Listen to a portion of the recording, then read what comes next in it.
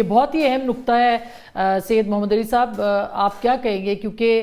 ایک تو اس معاہدے کا طے پانا، اور اس کے بعد اب ہم اگر آگے دیکھیں اور کل جو صدر پزشکیان پاکستان آ رہے ہیں،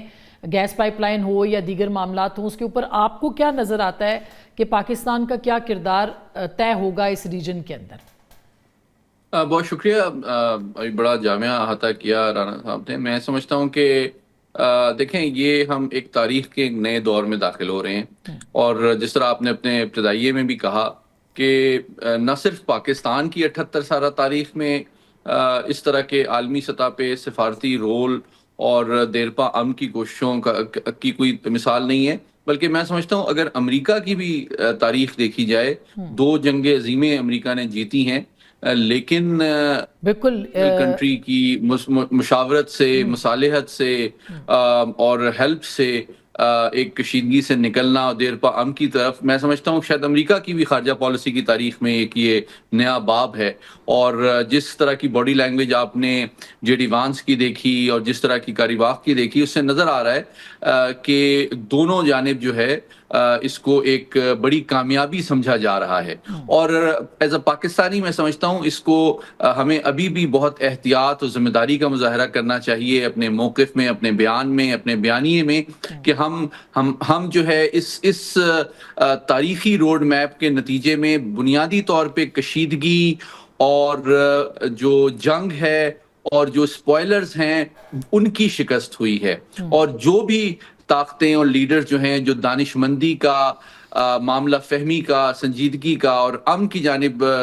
وہ بڑھ رہے ہیں، تو یہ ان سب کی جیت ہے۔ اور میں سمجھتا ہوں آنے والے دنوں میں جس طرح اب ایرانی صدر کا کل کا دورہ متوقع ہے، اور تو ایران کے بھی جو جیسے جیسے ان کے اوپر سے پابندیاں ہٹیں گی، ان کے معاشی اور تجارتی روابط بھی جو ہے تمام ممالک کے ساتھ بہتر ہوں گے، خصوصاً پاکستان کے ساتھ بھی۔ تو کل کے دورے میں میں توقع کر رہا ہوں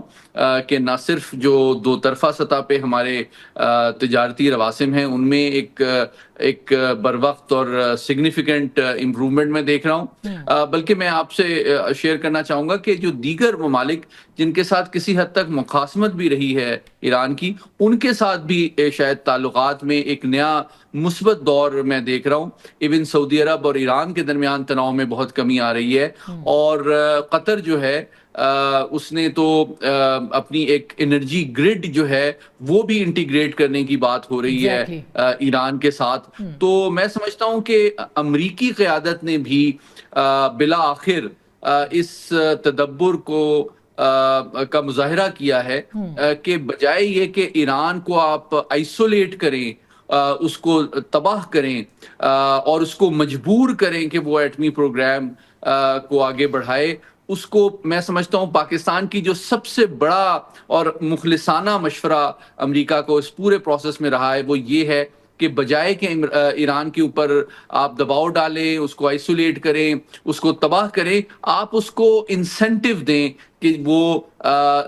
لچک کا بھی مظاہرہ کرے اور دیگر ممالک کے ساتھ تعاون کو آگے بڑھائے۔ تو میں سمجھتا ہوں یہ جو سینکشنز کی ویور کی بات ہے،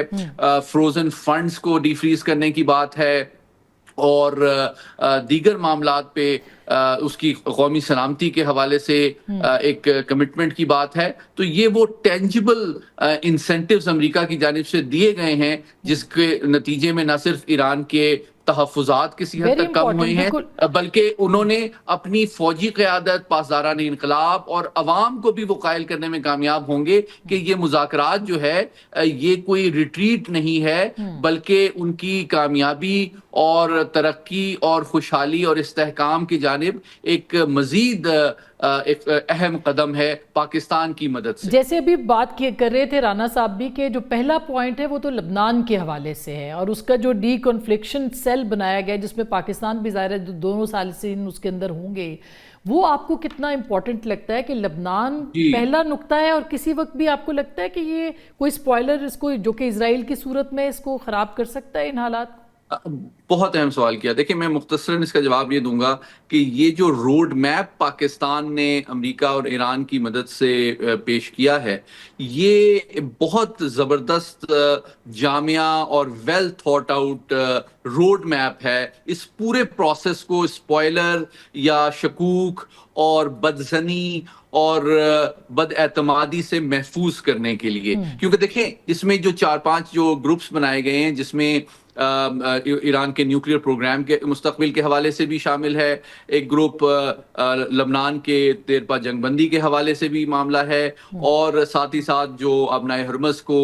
کھلا رکھنا تجارت کے لیے. بلکہ ایک بہت دلچسپ بات, پاکستان کا اپنا جو بھارت کے ساتھ کمپوزٹ ڈائلاگ کا تجربہ ہے اس کے پیش نظر پاکستان نے جو ایک بہت امپورٹنٹ تجویز اس میں شامل کی ہے وہ ایک کمیونیکیشن کا نظام ہے امریکہ اور ایران کے درمیان, تاکہ جو مس پرسپشن ہے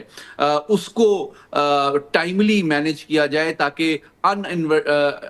ڈیزائرڈ ایسکیلیشن نہ ہو, ٹیکٹیکل لیول پہ کوئی فالس فلیگ آپریشن نہ ہو. باہمی رابطے کا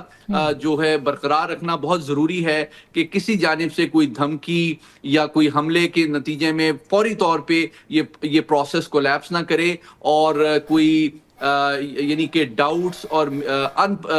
ڈیزائرڈ ایکشن یا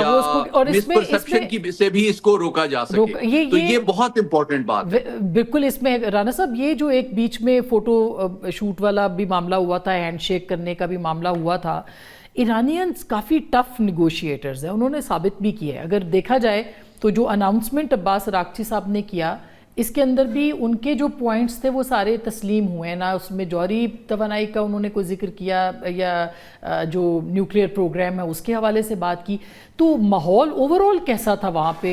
یہ بھی بتائیے گا. دیکھیں وہاں ماحول بالکل ٹھیک تھا, طے شدہ چیزیں تھیں, اس کو دنیا کے سامنے لایا گیا کہ چونکہ ابھی کچھ دن پہلے سے یعنی آپ کا کہنا ہے کہ پہلے سے کافی چیزیں طے ہو گئی تھی. دیکھیں وہاں پہ قطری بیٹھے تھے, پاکستانی بیٹھے تھے, اور امریکی اور ایرانی ایڈوانس ٹیمیں وہاں موجود تھی پہلے سے. پھر وہ ایران اڑ گیا جمعے والے دن کہ ہم نہیں آ رہے کیونکہ لبنان پہ کام شروع ہو گیا تھا. پھر دونوں طرف بات شروع ہوئی کہ بھئی وہ بھی سیریس ہے. آپ نے جے ڈی وینس کا انٹرویو سنا, وہ پہلی دفعہ براہ راست ایران پہ ایک قسم کے برسے ہیں کہ بھئی یہ غلط بات ہے آپ جو کر رہے ہو. پھر ایرانی صہیونی لابی نے امریکہ میں ویڈیوز شروع کر دیں کہ ہم نے آپ کو ووٹ اس لیے دیا تھا کہ آپ اسرائیل کے ساتھ کھڑے ہوں گے. لیکن آپ کو پتہ ہے پوری مسلم امہ جو وہاں پہ موجود ہے امریکہ میں, انہوں نے این بلاک ہو کے ٹرمپ کو سپورٹ کیا تھا غزہ کے وجہ سے کہ بھئی یہ بائیڈن خراب کر رہا ہے اور یہ وعدہ کر رہا ہے کہ میں جنگیں ختم کروں گا, اور ان کی مقبولیت اب بہت گر چکی ہوئی تھی. وہاں پہ آپ کو پتہ ہے کہ غزہ میں جو انہوں نے ظلم ڈھایا اس کے اوپر یونیورسٹیوں کے ہزاروں اسٹوڈنٹس باہر آ رہے تھے, لیکن ٹرمپ نے انہیں روکا کہ پھر ہم ایکسپیل کریں گے اور سب کچھ کریں گے. اس سے سارے برے اثرات آئے. بے شک ان کی کمپنیاں پرائیویٹ اور امریکن گورنمنٹ کو ٹیرف سے ملا فائدہ, لیکن عام امریکی کو مہنگائی ملی.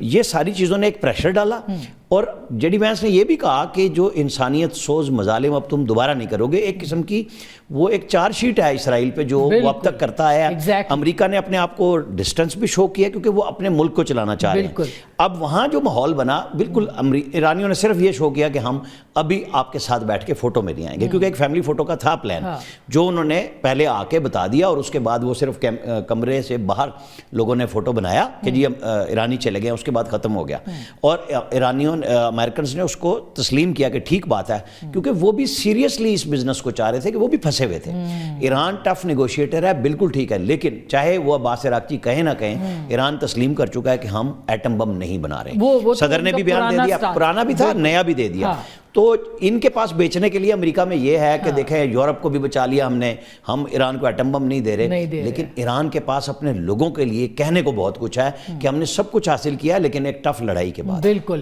کوئکلی میں فیلڈ مارشل کی اور پرائم منسٹر کی جو وہاں پہ ریکگنیشن ہوئی ہے ایک طرح سے, اب یہ کوئی چھوٹی بات نہیں ہوتی. قطری وزیر اعظم بھی وہاں پہ تھے جو کہ وزیر خارجہ بھی ہیں, اور جے ڈی وینس نے بھی کہا ہے. اوورآل جو آپ کے وہاں پہ سارے دنیا کے جرنلسٹ تھے, کیا ان کے لیے, دیکھیں میں آپ کو بتاؤں, ہم اپنے میاں مٹھو بننے کو نا لوگ دوسرا کہتے ہیں, لیکن ہمارے یہ دونوں لوگ ہیرو ہیں.